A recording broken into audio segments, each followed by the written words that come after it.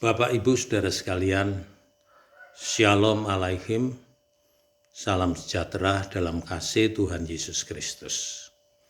Hari ini kita kembali mau merenungkan firman Tuhan, karena itu mari kita awali dengan berdoa.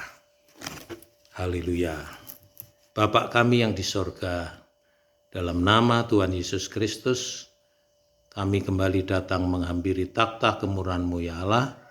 Kami rindu firman-Mu, karena itu berikanlah firman Tuhan bagi umat ketebusan-Mu ini. Kami sambut firman-Mu dalam nama Tuhan Yesus Kristus. Amin.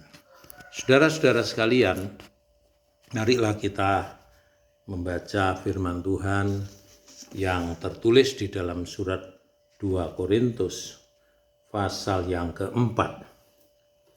Ayat 1 sampai dengan ayat yang ke-6.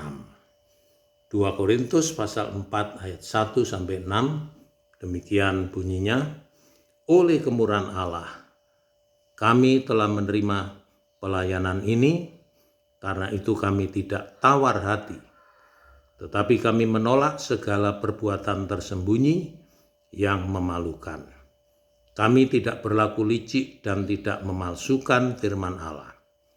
Sebaliknya kami menyatakan kebenaran, dan dengan demikian kami menyerahkan diri kami untuk dipertimbangkan oleh semua orang di hadapan Allah.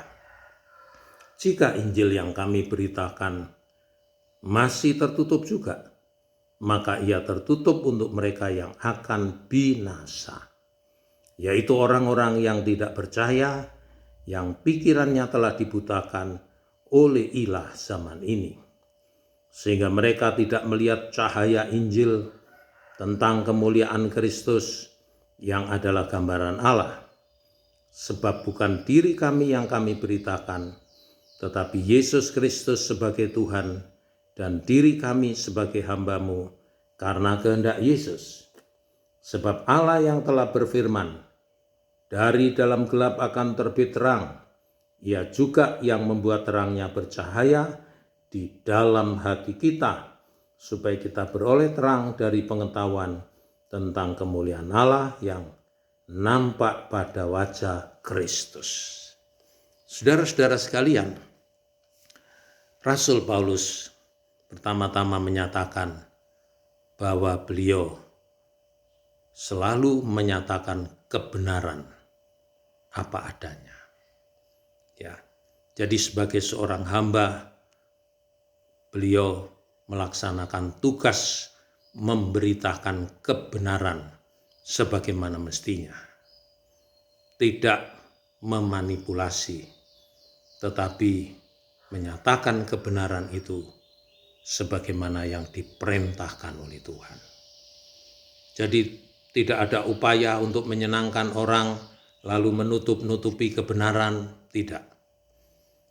Beliau selalu terus terang, tegas di dalam memberitakan kebenaran daripada Allah. Sifat ini memang teramat sangat penting buat kita. Di akhir zaman di mana manusia hidupnya penuh dengan kemunafikan, kepalsuan. Itu sebabnya kita juga harus berpihak kepada kebenaran.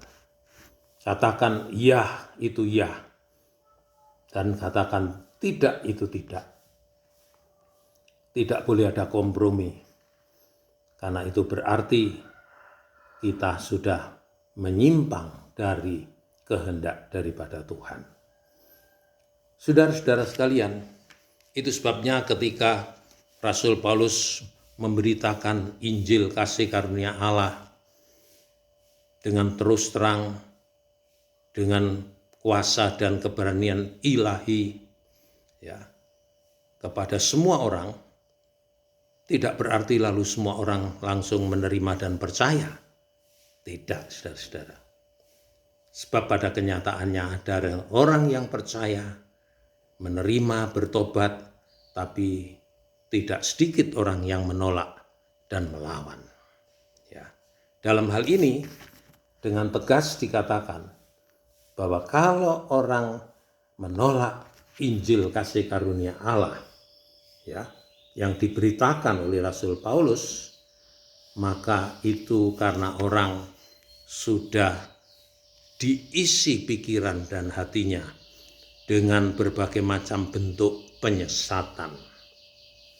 Jika Injil yang kami beritakan masih tertutup juga, maka ia tertutup untuk mereka yang akan binasa, yaitu orang-orang yang tidak percaya, yang pikirannya telah dibutakan oleh ilah zaman ini, sehingga mereka tidak melihat cahaya Injil tentang kemuliaan Kristus yang adalah gambaran Allah. Jangan lupa, kita tidak hidup di dalam ruang hampa, tetapi kita hidup dalam dunia, lebih-lebih lagi dunia akhir zaman, di mana lawan kita, si iblis dan pengikut-pengikutnya, roh-roh jahat itu bekerja keras, ya, untuk menyesatkan sebanyak mungkin manusia.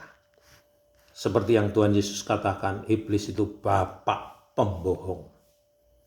Dengan kebohongan-kebohongan dalam bentuk ajaran, doktrin, dalam bentuk pemahaman, dengan berbagai-bagai cara, mungkin juga cara-cara yang modern dan canggih, tujuannya cuma satu, menjauhkan manusia dari Tuhan, menjauhkan manusia dari anugerah Tuhan.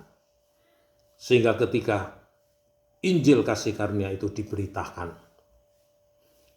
mereka sudah terlebih dahulu menolak dengan berbagai alasan. Ya, ada yang mengatakan, masa Yesus manusia disebut Tuhan lah, Yesus Allah lah, dan sebagainya. Dan mencoba melihat kekristenan ini dari sudut pandangnya sendiri, bukan dari sudut pandang kebenaran firman Allah yang tertulis di dalam kitab suci kita ini.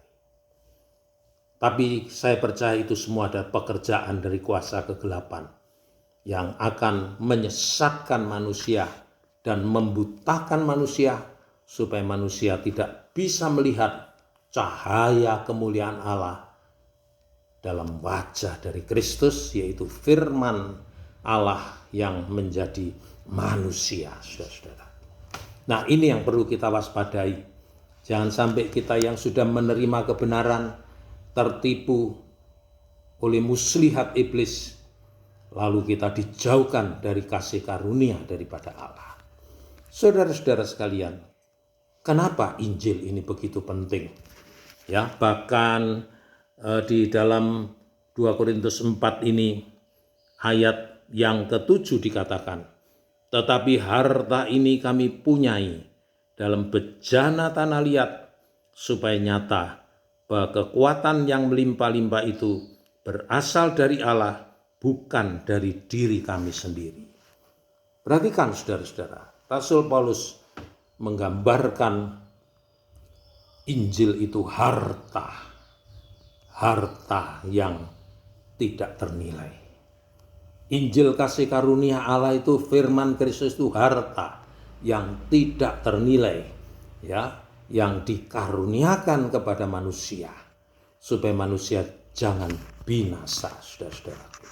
Itu sebabnya di dalam surat 2 Timotius pasal yang pertama, saudara-saudara, surat Timotius, 2 Timotius pasal yang pertama, sangat jelas Rasul Paulus juga menyatakan sebagai harta, ya, harta yang indah, saudara-saudara. Injil itu merupakan harta yang indah. Ya. Dalam 2 Timotius pasal yang pertama, ya, Timotius pasal yang pertama ayat 14 dikatakan, peliharalah harta yang indah yang telah dipercayakannya kepada kita oleh Roh Kudus yang diam di dalam kita. Peliharakan harta yang indah, Injil itu. Kenapa? Ada apa dengan Injil? Di ayat yang ke-10 saudara dikatakan, dan yang sekarang dinyatakan oleh kedatangan Juru Selamat kita Yesus Kristus, yang oleh Injil telah mematahkan kuasa maut dan mendatangkan hidup yang tidak dapat binasa. Ya, Injil itu, ya, kedatangan Kristus sebagai juru selamat itu diberitakan dan dinyatakan melalui Injil, ya, yang di dalamnya Yesus mematahkan kuasa maut itu dan mendatangkan hidup yang tidak dapat binasa. Itulah harta yang kekal, harta rohani, Injil yang pada intinya kabar baik tentang karya penebusan Kristus dengan melalui kematiannya di atas salib Golgota, bangkit kembali, menang dari kuasa maut, saudara-saudaraku. Ya, dan itu mendatangkan keselamatan. Di ayat 9 dikatakan, Dialah yang menyelamatkan kita dan memanggil kita dengan panggilan kudus, bukan berdasarkan perbuatan kita, melainkan berdasarkan maksud dan kasih karunia-Nya sendiri, yang telah dikaruniakan kepada kita dalam Kristus Yesus sebelum permulaan zaman. Nah, harta Injil ini ada kabar baik tentang karya penebusan Kristus yang hasilnya dianugerahkan kepada kita dalam wujud keselamatan, kehidupan kekal, tidak binasa, dilepaskan dari kuasa dosa, kuasa iblis, dan lebih-lebih kuasa maut, saudara-saudara. Itu sebabnya kita bersyukur, dan marilah kita pelihara harta rohani ini, firman Kristus ini. Tadi kita sudah baca harta itu ditempatkan di dalam bejana tanah liat.